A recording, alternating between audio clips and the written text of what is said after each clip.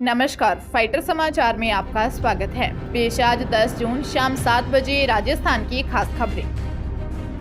प्रदेश की महिलाओं के लिए सीएम ने बड़ी घोषणा की है। बजट घोषणा में शामिल महिलाओं को मोबाइल देने का वादा अब जल्द पूरा होने वाला है। इसके लिए सीएम अशोक गहलोत ने कहा, यदि किसी वजह से टेंडर नहीं हो पाते हैं तो महिलाएं खुद मोबाइल खरीद लें और इसका पैसा सीधे आपके अकाउंट में आएगा। दरअसल सीएम शेखावाटी के दौरे पर थे। सीकर के खंडेला में महंगाई राहत शिविर में उन्होंने कहा कि राजस्थान में सरकार की मोबाइल वितरण की योजना है। यदि इसके टेंडर नहीं होते हैं तो ऐसी सुविधा दी जाएगी कि लोग मोबाइल खरीद लें। इसके बाद एक फिक्स अमाउंट उनके खाते में ट्रांसफर कर दिया जाएगा। 23 फरवरी 2022 को बजट में घोषणा की गई थी कि राजस्थान की 1,33,00,000 महिलाओं को फ्री स्मार्टफोन दिए जाएंगे। इसके लिए राजस्थान की एजेंसी रासकॉम्प ने टेंडर की प्रक्रिया भी शुरू कर दी थी। तय भी कर दिया गया था कि अगस्त यानी रक्षाबंधन तक महिलाओं को ये मोबाइल दे दिए जाएंगे।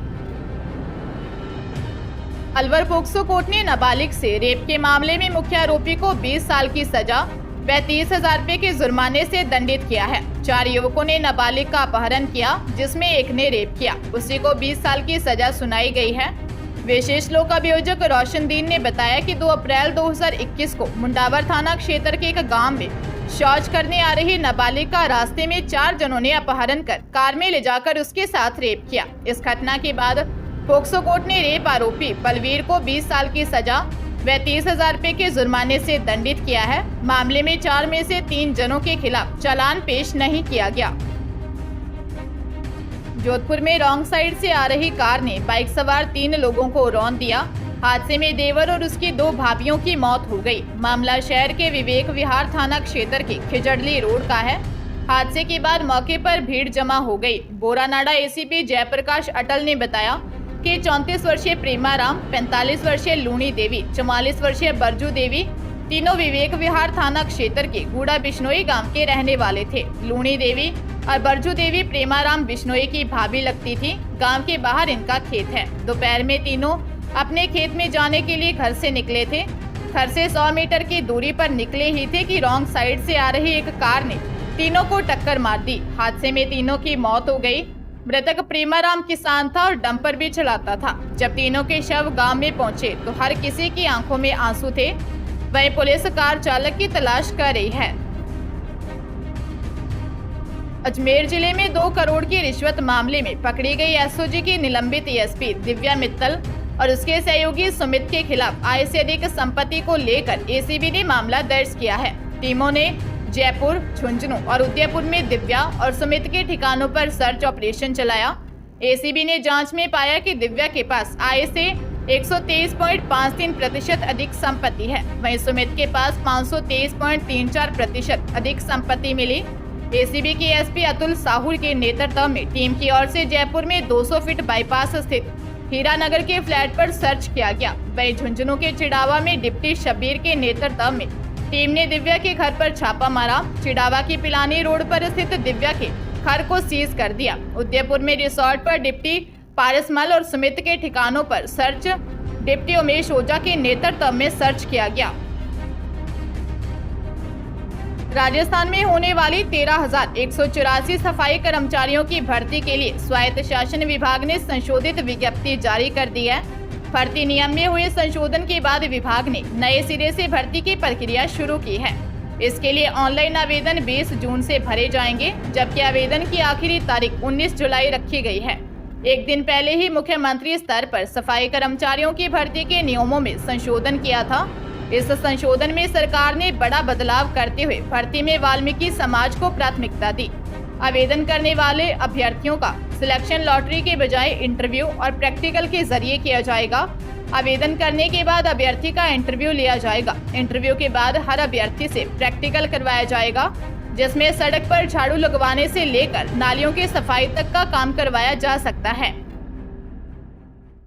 कोटा के उद्योगनगर इलाके की रहने वाली एक युवती ने मारपीट और रेप का आरोप लगाते हुए एसपी ऑफिस में शिकायत दी है।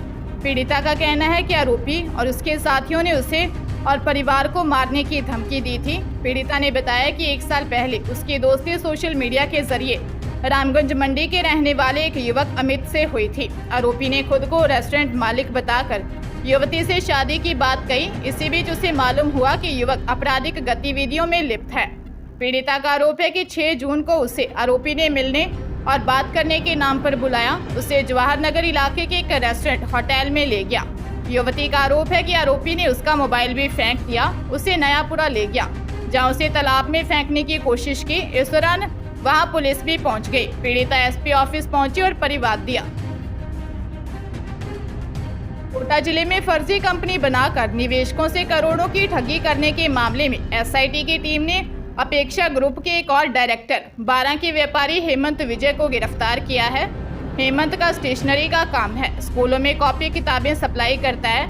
साल 2015 में अपेक्षा ग्रुप से जुड़ा। उसे करीब 50 निवेशकों को लालच देकर अपेक्षा ग्रुप की अलग अलग कंपनियों में 1 करोड़ 19 लाख रुपए का निवेश करवाया। बता दें कि अपेक्षा ग्रुप द्वारा ठगी के मामले में अब तक कंपनी के सीएमडी मुरली मनोहर नामदेव से 24 सक्रिय डायरेक्टर सदस्य को एसआईटी टीम गिरफ्तार कर चुकी है। 2 दिन पहले भी कोटा कमिश्नर ऑफिस में तैनात सहायक प्रशासनिक अधिकारी चेतन स्वरूप नामा को गिरफ्तार किया, कोर्ट में चालान पेश किया था।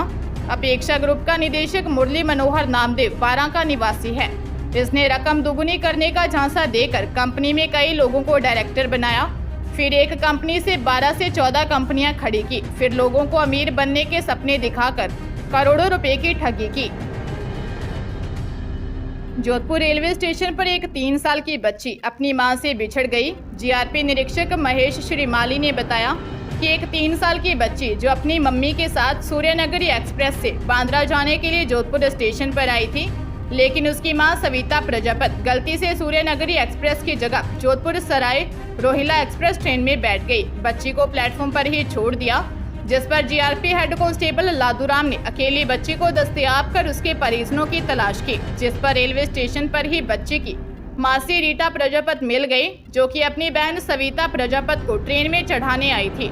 रीटा को बच्चे को सुपुर्द किया तथा बच्ची की मां सविता प्रजापत को टेलीफोन से संपर्क किया, जिस पर वह रायकाबाग रेलवे स्टेशन पर जोधपुर सराय रोहिला ट्रेन से उतरकर वापस आई और सूर्यनगरी ट्रेन से बांद्रा के लिए रवाना हुई। चूरू जिले के सादुलपुर के औद्योगिक क्षेत्र में स्थित इंडस्ट्रियल एरिया में नकली घी बनाने की एक बहुत बड़ी फैक्ट्री पकड़ी गई है। फैक्ट्री में भारी मात्रा में तैयार किया गया नकली घी पकड़ा गया है। इसके अलावा नकली घी बनाने की सामग्री भी व्यापक मात्रा में पकड़ी गई है। मिली जानकारी के अनुसार रिको एरिया में फैक्ट्री में चल रही कार्रवाई करीब 3 बजे से शुरू हुई, जो देर रात 9 बजे तक जारी रही। कार्रवाई में खाद्य सुरक्षा अधिकारी विनोद कुमार, निर्मल महर्षि व धर्मवीर मौके पर पहुंचे, जो हिसार निवासी अंकित दुहान से पूछताछ जारी है। फैक्ट्री में सैकड़ों पीपे तैयार नकली घी के जब्त किए हैं। साथ ही सील पैकिंग करने की विभिन्न उपकरण भी जब्त किए गए हैं। बूंदी जिले के केशवराय पाटन थाना क्षेत्र के गांवों में चोरों के हौसले बुलंद होने से ग्रामीण व किसानों में आक्रोश छा गया है। चोर रात को तीरथ गांव में 3 मकानों के ताले तोड़कर 3 लाख के जेवरात और करीब 1 लाख की नकदी चोरी कर ले गए। जिस समय चोरी की वारदात हुई, मकान मालिक घर पे ही सोए हुए थे, लेकिन उनको चोरी का एहसास नहीं हुआ। चोरी की वारदातों के बाद ग्रामीणों में आक्रोश है। वहीं पुलिस ने आरोपियों की तलाश तेज कर दी है। गांव वालों ने बताया कि देहित गांव में भी चोर 5 जून को 3 मकानों के ताले तोड़कर 2 लाख के जेवर चोरी कर चले गए थे। उस वारदात का अभी सुराग भी नहीं लग पाया। इसके बाद रात को तीरथ गांव में हनुमान सुमन, धर्मराज मीना और शंभुदयाल पंचाल के घर के ताले तोड़ दिए। ग्रामीणों व किसानों ने बताया कि क्षेत्र में लगातार चोरियां हो रही हैं, लेकिन पुलिस सख्त कार्रवाई नहीं कर पा रही है। इससे चोर बेखौफ हैं।